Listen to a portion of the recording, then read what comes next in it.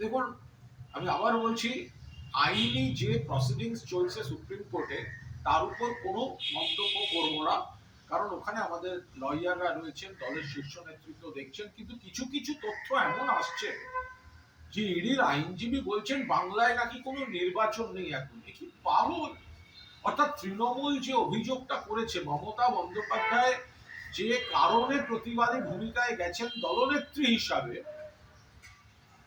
সেটা এতটাই বিশ্বাসযোগ্য এবং গ্রহণযোগ্য কারণ যে ইডি দিশাহারা হয়ে বিকৃত তথ্য, বিভ্রান্তিকর তথ্য বলছে বাংলায় নাকি নির্বাচন নেই।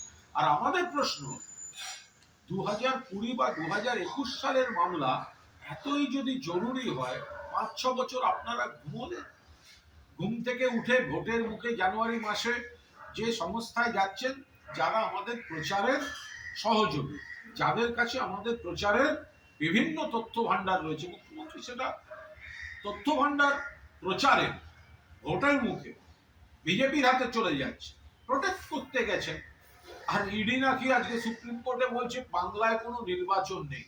অর্থাৎ তৃণমূল এবং তৃণমূল নেত্রী যে লজিকটা সামনে দিয়েছেন, সেই লজিকের চাপ থেকে বেরোতে না পেরে কোর্টকে বিভ্রান্ত করার জন্য, মানুষকে বিভ্রান্ত করার জন্য এই ধরনের, এই যে বাংলায় ভোট নেই এই কথাটা বলার চেষ্টা হচ্ছে। তবে প্রসিডিংসের উপর কোনো মন্তব্য করব না।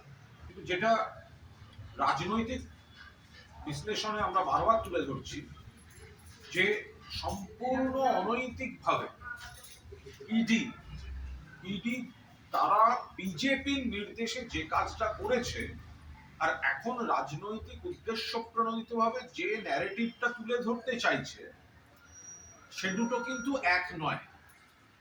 কहीं पे निगाहे कहीं पे निशान। 2020-21 সালের মামলা যদি এত জরুরি, এত গুরুত্বপূর্ণ হয়, তাহলে এই 5-6 বছর বাদে বিধানসভা নির্বাচনের মুখে আইপ্যাকের অফিসে তল্লাশি কেন?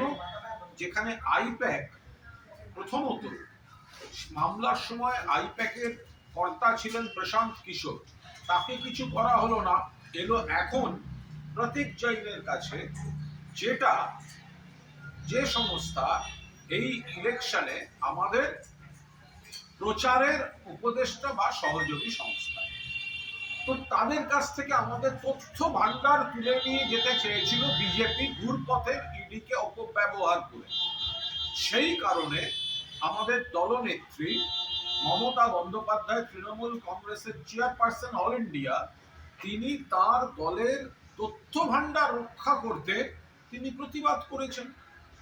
এবার ইডি সেটাকে বিজেপির নির্দেশে রাজনৈতিক উদ্দেশ্য প্রণোদিতভাবে ডিস্টর্ট করে, বিকৃত করে, আইনি জট বাড়ানোর জন্য বা আইনি জট তৈরি করে দেওয়ার জন্য তারা একটা অন্য ন্যারেটিভে নিয়ে গিয়ে আদালতে গিয়েছে। সেখানে আমাদের আইনজীবীরাও রয়েছেন, ফলে আদালতের প্রসিডিংস নিয়ে কোনো মন্তব্য করব না।